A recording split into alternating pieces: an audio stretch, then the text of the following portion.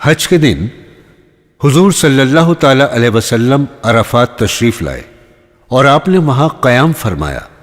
جب سورج ڈھلنے لگا تو آپ نے قصبہ یعنی اپنی اونٹنی کو لانے کا حکم فرمایا۔ اونٹنی تیار کر کے حاضر کی گئی تو آپ اس پر سوار ہو کر بطن وادی میں تشریف لائے اور اپنا وہ خطبہ ارشاد فرمایا جس میں دین کے اہم امور بیان فرمائے۔ حضور اکرم صلی اللہ تعالی علیہ وسلم نے اللہ کی حمد و ثنا کرتے ہوئے خطبے کی یوں ابتدا فرمائی: اللہ کے سوا کوئی اور معبود نہیں ہے، وہ یکتا ہے، کوئی اس کا شریک نہیں۔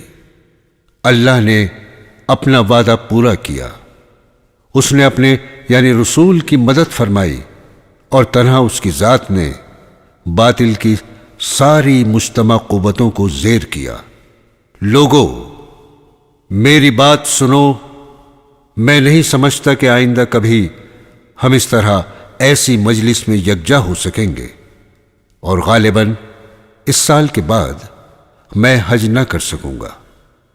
لوگو اللہ تعالیٰ کا ارشاد ہے کہ انسانوں، ہم نے تم سب کو ایک ہی مرد اور عورت سے پیدا کیا اور تمہیں جماعتوں اور قبیلوں میں بانٹ دیا کہ تم الگ الگ پہچانے جا سکو۔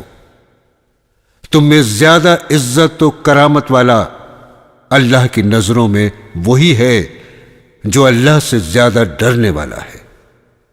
چنانچہ اس آیت کی روشنی میں نہ کسی عرب کو عجمی پر کوئی فوقیت حاصل ہے، نہ کسی عجمی کو کسی عرب پر، نہ کالا گورے سے افضل ہے، نہ گورا کالے سے۔ ہاں، فضیلت اور بزرگی کا کوئی معیار ہے تو وہ ہے تقوی۔ انسان سارے ہی آدم کی اولاد ہیں، اور آدم کی حقیقت اس کے سوا کیا ہے کہ وہ مٹی سے بنائے گئے۔ اب فضیلت و برتری کے سارے دعوے، خون و مال کے سارے مطالبے اور سارے انتظام میرے پاؤں تلے روندے جا چکے ہیں۔ بس بیت اللہ کی تولیت اور حاجیوں کو پانی پلانے کی خدمات علی حال ہی باقی رہیں گی۔ پھر آپ صلی اللہ تعالی علیہ وسلم نے ارشاد فرمایا: قریش کے لوگوں، ایسا نہ ہو کہ خدا کے حضور تم اس طرح آؤ کہ تمہاری گردنوں پر تو دنیا کا بوجھ لدا ہو اور دوسرے لوگ سامان آخرت لے کر پہنچیں، اور اگر ایسا ہوا تو میں خدا کے سامنے تمہارے کچھ کام نہ آ سکوں گا۔ قریش کے لوگوں، اللہ نے تمہاری جھوٹی نخوت کو ختم کر ڈالا اور باپ دادا کے کارناموں پر تمہارے فخر و مباحات کی اب کوئی گنجائش نہیں۔ تمہارے خون و مال اور عزتیں ایک دوسرے پر قطعاً حرام کر دی گئیں ہمیشہ کے لیے۔ ان چیزوں کی اہمیت ایسی ہی ہے جیسی تمہارے اس دن کی اور اس مبارک یعنی ذی الحجہ کی خاص کر اس شہر میں ہے۔ تم سب اللہ کے آگے جاؤ گے اور وہ تم سے تمہارے اعمال کی باز پرس فرمائے گا۔ دیکھو میرے بات کہیں گمراہ نہ ہو جانا کہ آپس میں ہی کچھ تو خون کرنے لگو۔ اگر کسی کے پاس امانت رکھوائی جائے تو وہ اس بات کا پابند ہے کہ امانت رکھوانے والے کو امانت پہنچا دے۔ لوگو، ہر مسلمان دوسرے مسلمان کا بھائی ہے اور سارے مسلمان آپس میں بھائی بھائی ہیں۔ اپنے غلاموں کا خیال رکھو، ہاں غلاموں کا خیال رکھو، انہیں وہی کھلاؤ جو خود کھاتے ہو، ویسے ہی پہناؤ جیسا تم پہنتے ہو۔ دور جاہلیت کا سب کچھ میں نے اپنے پیروں سے روند دیا۔ زمانہ جاہلیت کے خون کے سارے انتقام اب کالعدم ہیں۔ پہلا انتقام جسے میں کالعدم قرار دیتا ہوں میرے اپنے خاندان کا ہے، ربیعہ بن حارث کے دودھ پیتے بیٹے کا خون جسے بنو حذیل نے مار ڈالا تھا، اب میں معاف کرتا ہوں۔ دور جاہلیت کا سود اب کوئی حیثیت نہیں رکھتا۔ پہلا سود جسے میں چھوڑتا ہوں عباس بن مطلب کے خاندان کا سود ہے، اب یہ ختم ہو گیا۔ لوگوں، اللہ نے ہر حقدار کو اس کا حق خود دے دیا، اب کوئی کسی وارث کے حق کے لیے وصیت نہ کرے۔ بچہ اسی کی طرف منسوب کیا جائے گا جس کے بستر پر وہ پیدا ہوا۔ جس پر حرام کاری ثابت ہو اس کی سزا پتھر ہے۔ حساب و کتاب اللہ کے یہاں ہوگا۔ جو کوئی اپنا نسب بدلے گا یا کوئی غلام اپنے آقا کے مقابلے میں کسی اور کو اپنا آقا ظاہر کرے گا، اس پر اللہ کی لعنت۔ قرض قابل ادائیگی ہے۔ قرض لی ہوئی چیز واپس کرنی چاہیے، تحفے کا بدلہ دینا چاہیے، اور جو کوئی کسی کا ضامن ہے وہ تاوان ادا کرے۔ کسی کے لیے یہ جائز نہیں کہ وہ اپنے بھائی سے کچھ لے سوائے اس کے جس پر اس کا بھائی راضی ہو، اور خوشی خوشی دے۔ خود پر اور ایک دوسرے پر زیادتی نہ کرو۔ عورت کے لیے یہ جائز نہیں کہ وہ اپنے شوہر کا مال اس کے بغیر اجازت کسی کو دے۔ دیکھو، تمہارے اوپر تمہاری عورتوں کے کچھ حقوق ہیں، اسی طرح ان پر تمہارے حقوق واجب ہیں۔